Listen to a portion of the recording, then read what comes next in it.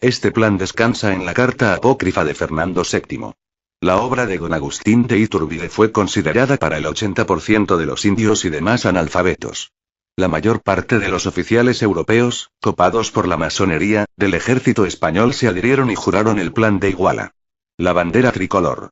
Cartas de Iturbide al virrey, este no las contesta. Del capítulo 17, libro segundo, Revoluciones Sociales de México de Antonio Gibaja y Patrón. Iturbide había reunido en el pueblo de Iguala a casi todas las tropas que mandaban los jefes de la Comandancia del Sur. Cuando ya nada le faltaba, dio una proclama el 24 de febrero de 1821. Americanos. Bajo cuyo nombre comprendo no solo a los nacidos en América, sino a los europeos, africanos y asiáticos que en ella residen, tened la bondad de oírme. Las naciones que se llaman grandes en la extensión del globo, fueron dominadas por otras. Y hasta que sus luces no les permitieron fijar su propia opinión, no se emanciparon. Las europeas que llegaron a la mayor ilustración y policía, fueron esclavas de la romana, y este imperio, el mayor que reconoce la historia, asemejó al padre de familias, que en su ancianidad mira separar de su casa a los hijos y nietos por estar en edad de formar otras por sí mismos, conservando todo el respeto, veneración y amor, como a su primitivo origen. 300 años hace que la América septentrional está bajo la tutela de la nación más católica y piadosa, heroica y magnánima. La España los educó y engrandeció, formando esas ciudades opulentas, esos pueblos hermosos, esas provincias y reinos dilatados que en la historia del universo van a ocupar un lugar muy distinguido. Aumentadas las poblaciones y las luces, conocidos todos los ramos de la natural opulencia del suelo, su riqueza metálica, las ventajas de su situación topográfica, los daños que origina la distancia del centro de su unidad, y que la rama es igual al tronco. La opinión pública y la general de todos los pueblos es la de la independencia de la España y de toda otra nación. Así piensa el europeo, así los americanos de todo origen. Esta misma voz que resonó en el pueblo de Dolores, el año de 1810, y que tantas desgracias originó al bello país de las delicias, por el desorden y abandono y otra multitud de vicios, fijó también la opinión pública de que la unión general entre europeos y americanos, indios e indígenas, es la única base sólida en que puede descansar nuestra común felicidad.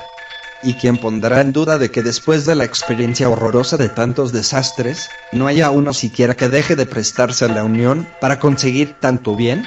Españoles europeos. Vuestra patria es la América, porque en ella vivís, en ella tenéis a vuestras amadas mujeres, a vuestros tiernos hijos, vuestras haciendas, comercio y bienes. Americanos. ¿Quién de vosotros puede decir que no desciende de español?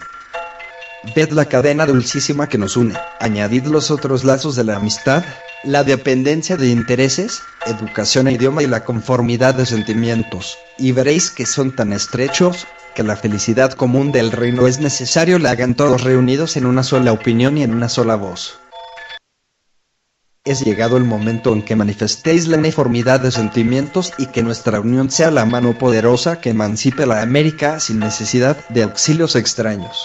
Al frente de un ejército, valiente y resuelto, he proclamado la independencia de la América septentrional. Es ya libre, es ya señora de sí misma, ya no reconoce ni depende de la España, ni de otra nación alguna.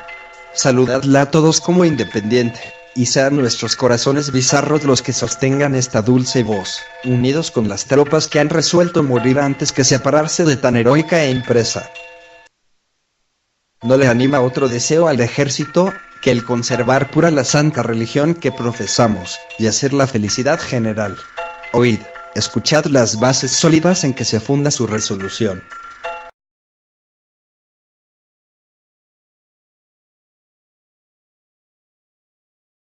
1. La religión católica, apostólica, romana, sin tolerancia de otra alguna. 2. La absoluta independencia de este reino. 3. Gobierno monárquico templado por una constitución análoga al país. 4. Fernando VII, y en sus casos los de su dinastía o de otra casa reinante serán los emperadores, para hallarnos con un monarca ya hecho al precaver los atentados funestos de la ambición. 5. Habrá una junta interina que reúna en Cortes, que haga efectivo este plan. 6. Esta se nombrará gubernativa y se compondrá de los vocales ya propuestos al señor virrey. 7. Gobernará en virtud del juramento que tiene prestado al rey interín. Este se presenta en México y lo presta. Hasta entonces se suspenderán todas ulteriores órdenes. 8.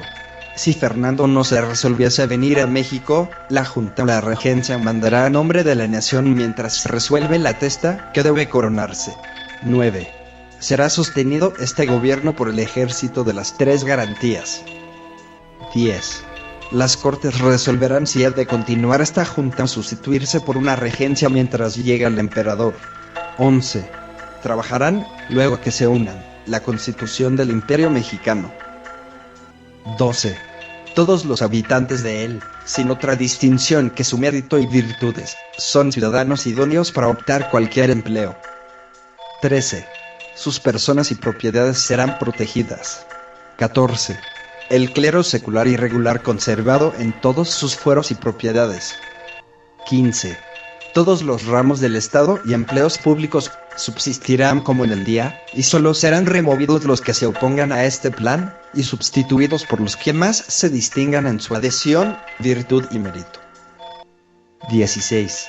Se formará un ejército protector que se denominará de las tres garantías, y que se sacrificará del primero al último de sus individuos, antes que sufrir la más ligera infracción de ellas. 17. Este ejército observará a la letra la ordenanza, y sus jefes y oficialidad continuarán en el pie en que están, y con la expectativa no obstante a los empleos vacantes, y a los que se estimen de necesidad o conveniencia. 18.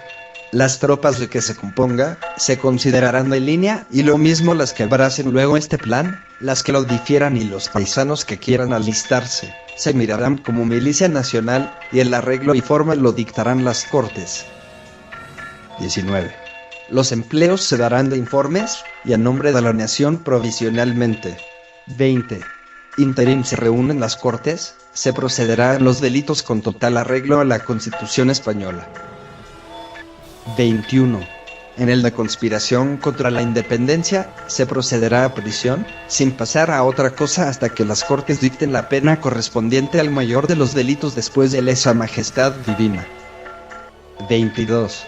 Se vigilará sobre los que intenten sembrar la división, y se reputarán como conspiradores contra la independencia. 23.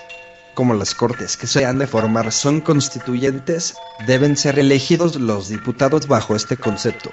La Junta determinará las reglas y el tiempo necesario para el efecto. Americanos.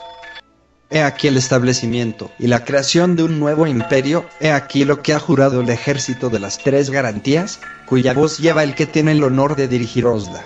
He aquí el objeto cuya cooperación os invita. No os pide otra cosa que lo vosotros mismos debéis pedir y apetecer: unión, fraternidad, orden, quietud interior, vigilancia y horror a cualquier movimiento turbulento. Estos guerreros no quieren otra cosa que la felicidad común. Uníos con su valor para llevar adelante la empresa, que por todos aspectos, si no es por la pequeña parte que yo he tenido, no teniendo enemigos que batir, confiemos en el Dios de los ejércitos, que lo es también de la paz. ¿Cuántos componemos este cuerpo de fuerzas combinadas de europeos y americanos, de disidentes y realistas? Seremos unos meros protectores de la obra grande que hoy he trazado, unos simples espectadores de la obra grande que hoy he trazado y que retocarán y perfeccionarán los padres de la patria. Asombradas las naciones de la culta Europa, vean que la América septentrional se emancipó sin derramar ni una gota de sangre. En el transporte de vuestro júbilo decid: viva la religión santa que profesamos. Viva la América septentrional, independiente de todas las naciones del globo. Viva la unión que hizo nuestra felicidad.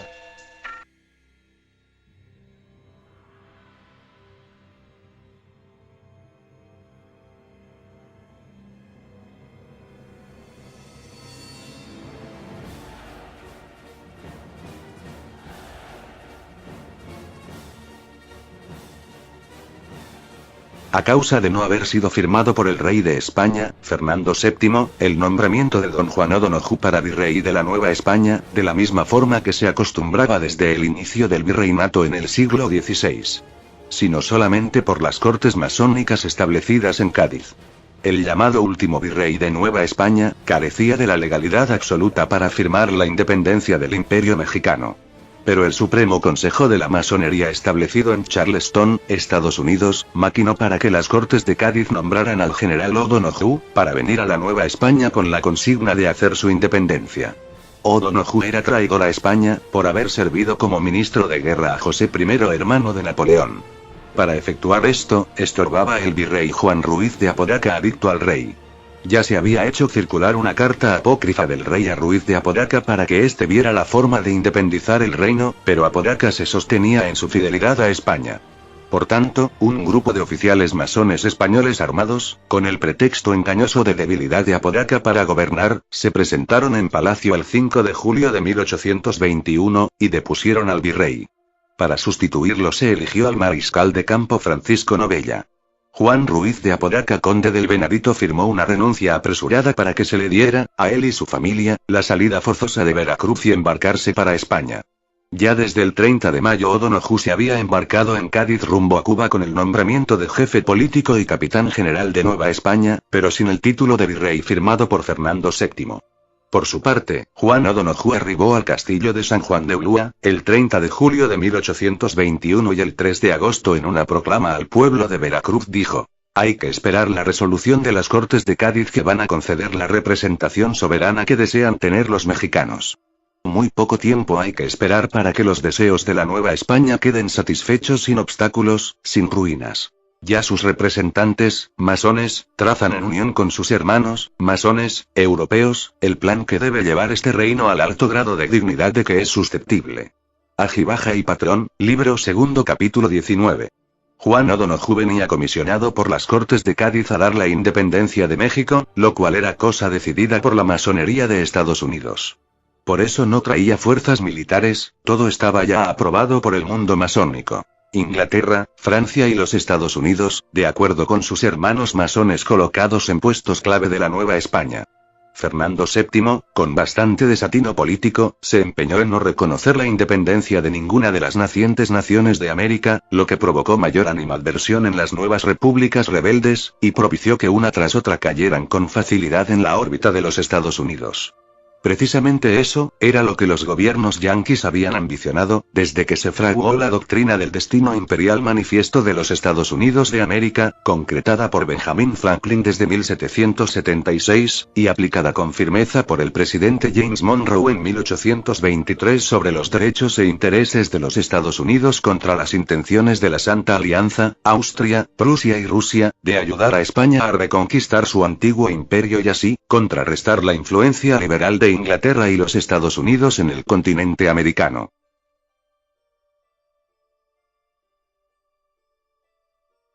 Desde el punto de vista de la legalidad monárquica, los tratados de Córdoba y la entrega de la Nueva España a los revolucionarios en 1821, por el enviado de las Cortes Juan O'Donoghue, fue rebelde y fraudulento. Por tal hecho el rey Fernando VII nombró en 1829, al depuesto 60º virrey, don Juan Ruiz de Apodaca con suficientes poderes para organizar en Cuba la reconquista de la Nueva España. Acto manifiestamente torpe y extemporáneo del rey 8 años después de la independencia. Que se intentaría con la expedición del brigadier Isidro Barradas en 1829. Lamentablemente, esta expedición, también había sido manejada por la masonería yanqui para que el gobierno de Vicente Guerrero, por consejo del primer embajador yanqui en los Estados Unidos mexicanos, Joel Poinsett, tuviera el pretexto de expulsar de acuerdo con los masones mexicanos pro-yanquis, a los miles de españoles con familias mexicanas, que eran el motor del comercio y la industria en la naciente patria y así, debilitar aún más a la maltrecha República Mexicana. Con la mira, a 6 años más, de arrebatarle sus mejores y más extensos territorios. Primero en 1836, con la sublevación de los colonos anglos de Texas y 10 años más tarde, con la guerra contra México en 1846-1848. Esa guerra contra México, con la complicidad del Partido Liberal Mexicano, fue la primera guerra internacional de los Estados Unidos de América y también la primera de las innumerables guerras y genocidios nucleares, que los gobiernos yanquis, protestantes y masónicos han declarado en todos los confines de la tierra para preparar el gobierno mundial luciferino. La actuación del cura Miguel Hidalgo el 16 de septiembre de 1810, fue el grito de la revolución liberal anticatólica para resquebrajar el centenario reino de la Nueva España, de acuerdo con los planes de la masonería internacional, manejada por Inglaterra, los Estados Unidos y la Francia revolucionaria. De ninguna manera era el grito de la independencia, pues su lema era muera el mal gobierno y viva Fernando VII, tomando como estandarte la Virgen de Guadalupe, para engañar a las masas ignorantes del trasfondo masónico de su movimiento, asesinando a cientos de europeos tanto civiles como religiosos en los 2 años de guerra civil. Los jefes revolucionarios fueron vencidos en la batalla de Calderón y abandonados también por las masas de indios que habían vivido esos 2 años de robar a criollos y españoles. Hidalgo, Allende y compañía emprendieron la huida hacia los Estados Unidos, a donde nunca pudieron llegar por haber sido aprehendidos en el camino y, tras un juicio sumario, fueron fusilados en Chihuahua como traidores. En los años siguientes, los asesores yanquis ayudaron a los jefes novohispanos que iban encabezando el movimiento revolucionario de destrucción del reino de la Nueva España, como el cura Morelos, el cura Matamoros y Javier Mina, pero estos también fueron cayendo uno tras otro bajo el pelotón de fusilamiento. Los revolucionarios novohispanos formaban el Partido Liberal y querían un gobierno que tuviera su ejemplo en la Constitución protestante y masónica de la República de los Estados Unidos de América. Soñaban en formar parte de la proyectada anfictionía panamericana dirigida por los ideales del progreso materialista y bienestar social de la democracia yanqui. Pero no recapacitaron en que, con ello, iban a quedar sujetos a la República Angloamericana y que además, estaban traicionando su religión católica y su cultura hispana, completamente opuestas a los ideales angloamericanos. Inglaterra y los Estados Unidos habían intervenido en los territorios del Imperio Español desde el siglo XVIII por medio de sus espías e infiltrados que con odio reconcentrado destruían los valores espirituales de los pueblos hispánicos. Para 1820, las tropas fieles a la monarquía española habían dominado casi completamente a los grupos menores de revolucionarios que operaban en el continente sudamericano y en la zona centro-sur del Reino de la Nueva España. Todo apuntaba a volver a unificar el Imperio Español. Pero, en ese mismo año de 1820, las Cortes de Cádiz, mayormente dominadas por los liberales masones, habían aprobado leyes más duras contra la Iglesia Católica que las aplicadas en 1814. El rey Fernando VII, por la debilidad y poco carácter, no se opuso con la firmeza de 6 años atrás, dando el poder del gobierno a las decisiones salidas de esas cortes. Las nuevas leyes iban dirigidas contra la Iglesia Católica en España y los reinos de ultramar. Algunas de las nuevas leyes eran: la venta de la mitad de los bienes del clero, las supresiones de varias órdenes monásticas y hospitalarias, la reducción de los conventos, la aplicación de sus rentas al crédito público, la prohibición de los noviciados, la supresión de la Compañía de Jesús, la extinción del Santo Oficio, la libertad de imprenta, la reducción del diezmo a la mitad, y la inmunidad personal sin exceptuar a los obispos. Todo esto, como se ve, era el ataque frontal del liberalismo, con la nueva constitución política, a la Iglesia y religión del pueblo católico en todo el Imperio Español. Finalmente, esta vez, con la aprobación del rey.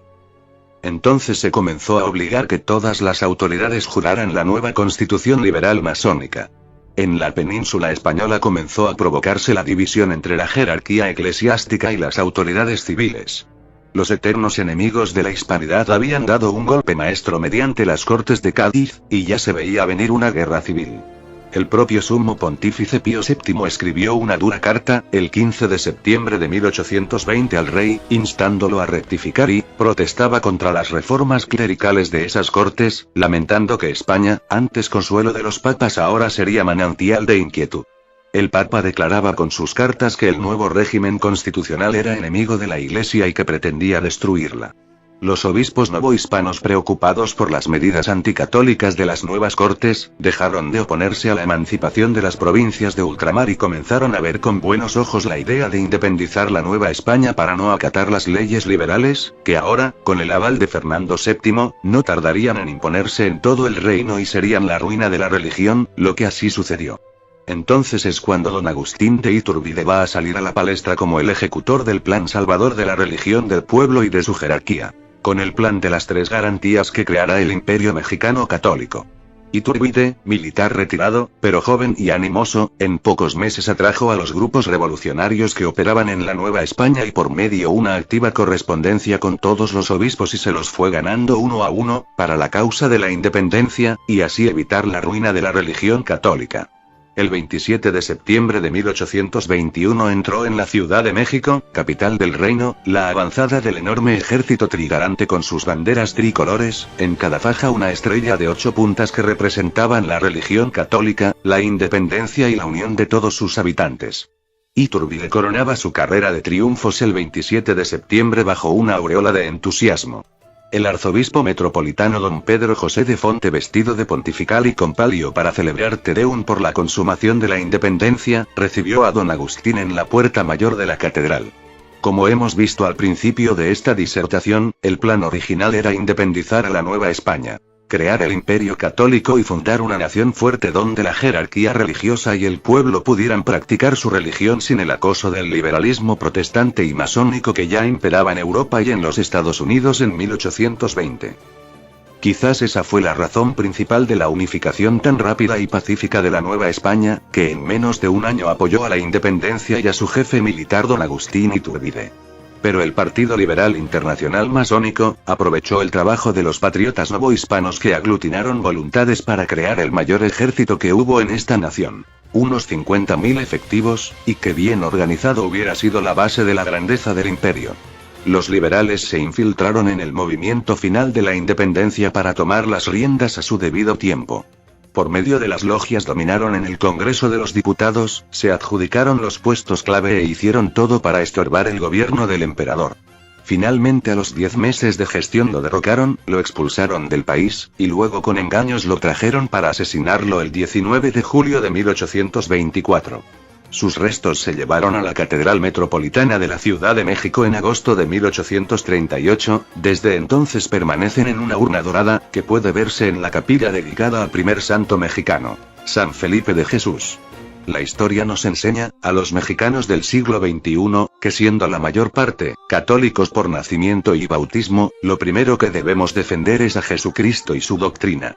México siempre había sido una nación donde ha habido monarquía hasta que la masonería metió sus funestas garras y acabó con ello. La monarquía ha sido el único sistema de gobierno que ha sido favorable a nuestra religión, a la felicidad y prosperidad de nuestro pueblo, así que debemos apoyar a la monarquía.